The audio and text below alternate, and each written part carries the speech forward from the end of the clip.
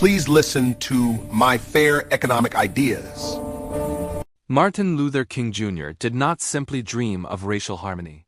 He envisioned a radical transformation of America's economic and political order that would lift the poor, the working class, and the oppressed into genuine dignity and power. His words show a deep critique of capitalism, militarism, and racism, a critique that stands in stark contrast to how his legacy is often sanitized, commodified, and turned into a feel-good holiday for a select few, the government workers, which leaves existing structures of exploitation untouched. How does it change your view of the holiday when you see Martin Luther King not as a safe symbol of unity, but as a fierce critic of the very system that now sells MLK Day discounts? In his later years, Martin Luther King increasingly focused on economic justice, insisting that civil rights without material security were hollow.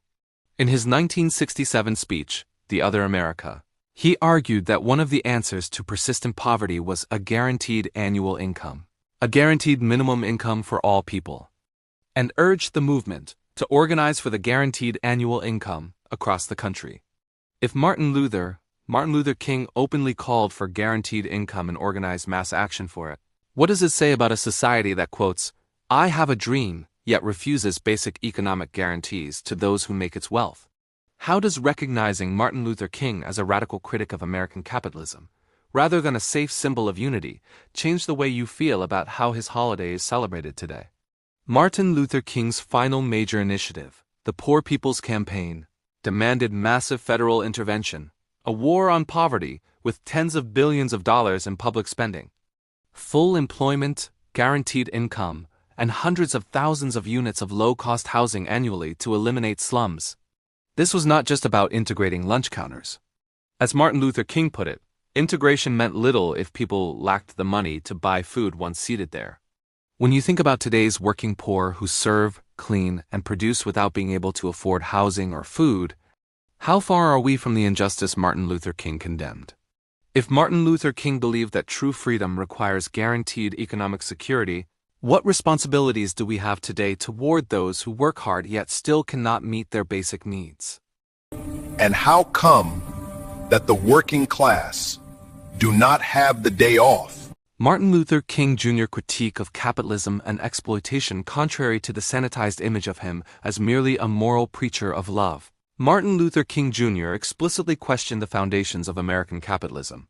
In a 1966 planning meeting for the Poor People's Campaign, he said that by demanding real redistribution and attacking slums as profit centers, the movement was saying something is wrong with capitalism, and that there must be a better distribution of wealth, and maybe America must move toward a democratic socialism. How often are you invited, during MLK Day speeches or corporate messages, to consider Martin Luther King's suggestion that America may need to move toward something like democratic socialism?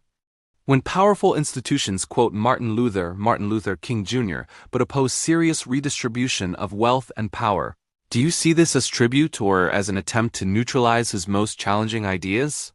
By 1967, Martin Luther King Jr. was warning of what he called the giant triplets of racism, extreme materialism, and militarism, identifying the evils of capitalism as just as real as the evils of war and racism. He argued that a radical redistribution of economic and political power was necessary to address structural poverty and inequality. When corporations praise Martin Luther King while lobbying against higher wages, unions, and progressive taxation, do you see a sincere alignment with his message or a strategic appropriation of his moral authority?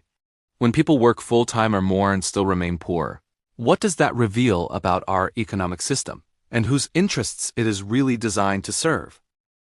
And how come that the working class do not have the day off? Working poverty and the reality Martin Luther King named Martin Luther King Jr. never romanticized the American labor market. He saw clearly that millions were poor not because they were idle, but because they were exploited. In a 1968 speech in Grosse Pointe, he noted that most poverty-stricken people were working every day yet received wages so low that they cannot begin to function in the mainstream of the economic life of our nation, describing this as part-time wages for full-time work. When you look at today's workers juggling multiple jobs, gig work, and overtime yet sinking deeper into debt, Do you hear an echo of Martin Luther King Jr. warning about part-time wages for full-time work? If a nation can turn a once-hated dissident into a harmless symbol, what parts of his message do you think are being silenced or erased in the process?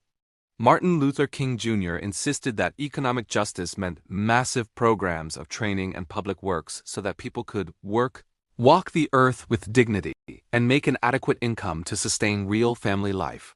He saw dignity as impossible without material security, challenging the idea that a low-wage job alone fulfills the American promise. If Martin Luther King Jr. linked human dignity to adequate income and public investment, what does it mean when policymakers and corporations celebrate him while opposing living wages, strong labor protections, and robust public spending? Asterisk. If Martin Luther King Jr. believed that true freedom requires guaranteed economic security, what responsibilities do we have today toward those who work hard yet still cannot meet their basic needs? How come that the government workers have this day off? From radical profit to marketable holiday, MLK Day became a federal holiday in 1983 and was first observed in 1986, after years of political struggle that included strong resistance from those who had opposed Martin Luther King in life. While the holiday provides opportunities for education and reflection, it also serves, as some historians argue, a dual function, instilling national pride and obscuring the more radical dimensions of Martin Luther King's critique. When a nation celebrates a person it once surveilled, harassed, and vilified, do you suspect that some parts of his message have been quietly edited out?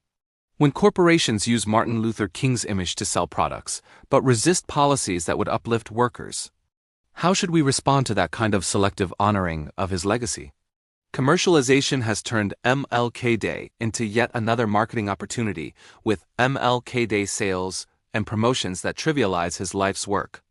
Commentators note that Martin Luther King, who was violently repressed in life, has been commodified in death.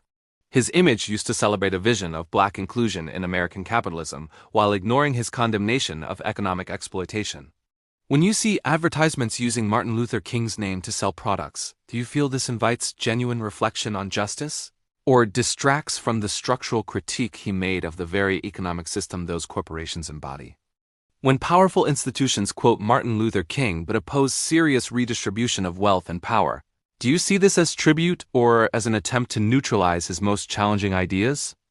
The state, surveillance, and structural power, the U.S. government, including its security and intelligence agencies, played a major role in surveilling and undermining Martin Luther King during his lifetime. The FBI subjected him to intense monitoring, smear campaigns, and pressure, demonstrating that the state itself often functions to protect existing power structures rather than to amplify radical calls for equality and redistribution. How does it reshape your understanding of law and order when a supposedly democratic state targets a nonviolent leader who called for an end to poverty and unjust war? What does it tell us about our democracy? That a nonviolent leader who demanded justice for the poor was treated as a threat by the very institutions claiming to defend freedom?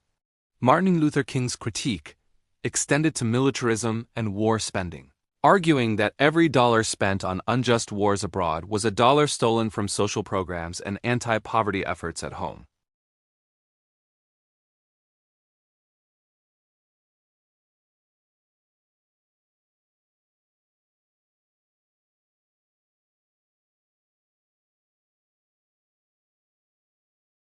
Inadequate health care and overworked, underpaid workers.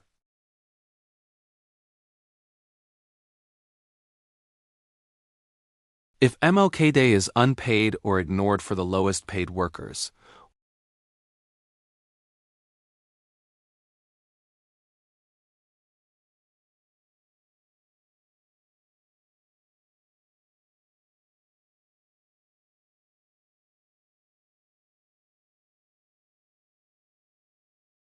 others provide it selectively, and many low-wage workers must clock in as usual. The irony is stark. A day ostensibly dedicated to honoring a man who fought for economic justice and dignity is frequently denied, in paid form, to those who most resemble the people he championed, the working poor, service workers, and precarious laborers. When MLK Day becomes a day off for the professional classes but an ordinary grind for the lowest paid workers, whose version of honoring Martin Luther King is actually being practiced? When public money consistently flows toward war, policing, and corporate subsidies rather than housing, healthcare, and living wages, whose priorities are being expressed and who is left out of the social contract? Peace is prosperity.